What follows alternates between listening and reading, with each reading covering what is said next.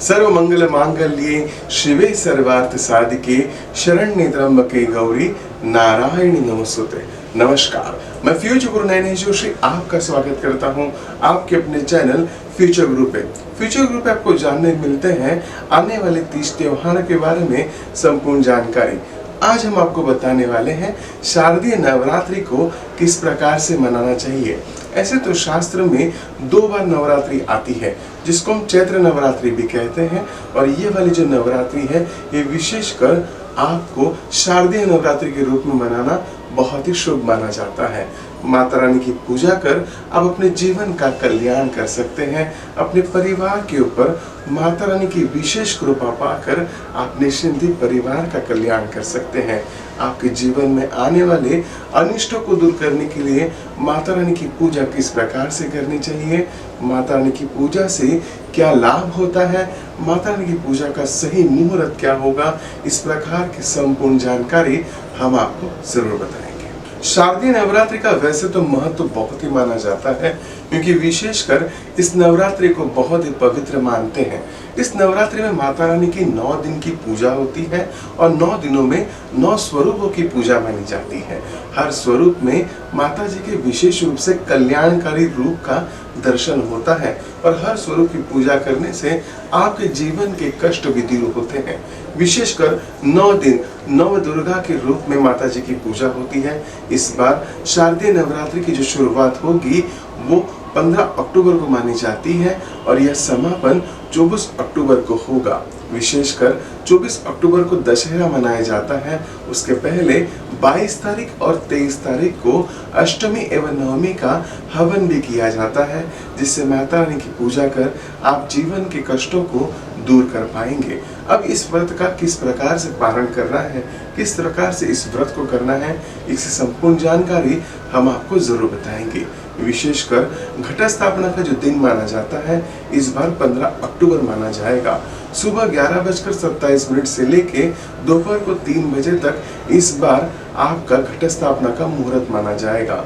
इस मुहूर्त पे पूजा करने से आपकी निश्चिंत माता जी की घट स्थापना करने का जो विशेष आप प्रयोग करेंगे उसमें आपको लाभ प्राप्त होगा।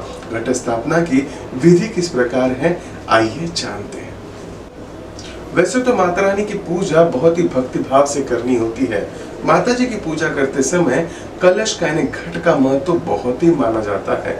इस बार आपको तांबे का कलश नहीं लेना होता है, इस बार आपको मिट्टी का घड़ा लेना बहुत ही जरूरी होता है। आप इसकी सामग्री की लिस्ट जो है हम आपको हमारे डिस्क्रिप्शन में दे देंगे। इसको आप पूर्ण रूप से एकत्रित कर अच्छे से पूजा कर सकते हैं। आइए जानते हैं पूजा की विधि। आपको मालूम होगा माता रानी की पूजा करने के पहले श्री गणेश जी का आशीर्वाद लेना बहुत ही जरूरी होता है। इसके अब जो भी चौकी के ऊपर माता रानी की स्थापना करने वाले हैं वहां पे लाल कपड़ा बिछाने के पश्चात थोड़े से चावल रखकर एक सुपारी जरूर रख दीजिएगा। आपको ये सुपारी राइट हैंड साइड पे रखनी है। वहां पे सबसे पहले श्री गणेश जी के नाम से ये सुपारी रखकर गणेश जी का हल्दी, कुमकुम, पुष्प, जनोई छोड़कर यदि आप दूर्वा चढ़ाते हैं, फूल चढ़ाते हैं तो गणेश जी का आवाहन पूर्ण होता है। फिर गणेश जी के आवाहन के पश्चात यदि माता रानी की आपके पास कोई तस्वीर होगी या कोई मूर्ति होगी तो उसकी स्थापना आपको चौरंग के ऊपर, चौकी के ऊपर करना बहुत ही शुभ माना जाता है। चौकी के सामने ही आपको सेंटर के ऊपर चावल रखने होंगे। उस चावल के ऊपर आपको एक प्लेट रखना है। इस प्लेट के अंदर आपको मिट्टी डालनी होती है। मिट्टी के अंदर थोड़े से जौ डाल देते हैं, तो जौ डालने के पश्चात 9 दिन तक इस जौ को उगाना होता है। उन्हीं मिट्टी के अंदर आपको कलश का घड़ा रखना होता है। कलश के ऊपर आप 5 पत्ते लगाएंगे। पान के पत्ते हो सकते हैं या आपके पास आम के पत्ते भी अवेलेबल होते हैं तो वह भी लगाना बहुत ही शुभ मानते हैं। उसके ऊपर श्रीफल रखने से आपके कलश की संपूर्ण विधि पूर्ण हो जाती है।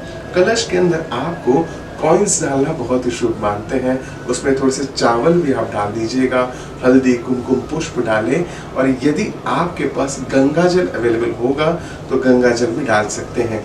गंगा जल यदि ना भी हो तो आपके पास जो पवित्र जल होता है उस पवित्र जल को आप वहां पे डालकर माता रानी की स्थापना कर सकते हैं। इस घट की पूजा बहुत ही शुभ मानी जाती है। इसके लिए आप जो भी व्यक्ति इसकी पूजा करने वाले हैं वो विशेषकर संकल्प करते हैं कि हम 9 दिन का, 2 दिन का या 5 दिन का उपवास करते हैं। वैसे तो नवरात्रि में कई लोग 9 दिन का उपवास भी करते हैं। अब उपवास की विधि किस प्रकार से होनी चाहिए, उपवास में कौन से खान पान करनी चाहिए, इसके बारे में संपूर्ण जानकारी हम आपको जरूर बताएंगे। आइए जानते हैं माता रानी की उपवास को किस प्रकार से करना चाहिए। वैसे तो हर भक्त भक्ति भाव से, पूर्ण श्रद्धा से व्रत करता है, पर व्रत का समापन या व्रत को शुरू करने के पहले आपको उपवास का भी संकल्प करना पड़ेगा कि आप 2 दिन का उपवास करने वाले हो, 5 दिन का उपवास करने वाले हो या पूर्ण नवरात्रि का 9 दिन का उपवास करने वाले हो। विशेषकर बहुत से भक्तगण पूरी श्रद्धा से पूजा करते हैं, पूरी श्रद्धा से व्रत करते हैं और 9 दिन तक खाली जल के ऊपर उपवास करते हैं। पर कई लोग होते हैं जो सुबह में कुछ खाते नहीं हैं और शाम को पूजा के पश्चात, माता रानी को भोग दिखाने के पश्चात भोजन निश्चिंत ग्रहण करते हैं। यदि आपकी कोई शारीरिक पीड़ा चलती होगी, यदि शरीर में किसी प्रकार का आपको पीड़ा होगी, तो आपको भोजन का व्यवस्थित रूप से खान पान करना चाहिए। कभी भी शास्त्र में ऐसा कहीं नहीं लिखा गया है कि आपको यदि कोई शरीर में पीड़ा है, आपको बीपी होगा, डायबिटीज होगा, आपको समय पे खाना खाना बहुत ही जरूरी है। पर यदि आपकी कुछ भक्ति होगी और जिससे आप माता रानी की सेवा करना चाहते हो तो पूर्ण भक्ति से सेवा करिएगा।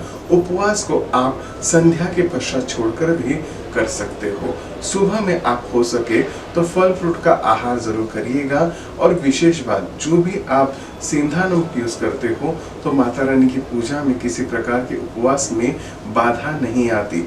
आपको सफेद नमक यूज नहीं करना है। सेंधा नमक का उपयोग आप जो भी खान पान करोगे उसमें करने से आपके व्रत में कोई भी बाधा नहीं आती है। विशेषकर जो व्यक्ति व्रत करना चाहता है वो इस दिनों में केश काटने नहीं होते हैं, उनको अपने हाथ के नाखून नहीं काटने होते हैं। विशेषकर कई लोग व्रत करते समय चप्पल भी नहीं पहनते हैं, तो ये बहुत ही भक्ति भाव से करने वाली व्रत माने जाते हैं। अब विशेष करके कौन से आहार को आपको उपवास में रखना होता है, इसके बारे में हम आपको जानकारी देंगे। विशेषकर व्रत के समय पे जो लोग उपवास करते हैं वो लोग फल फ्रूट तो जरूर खाएं।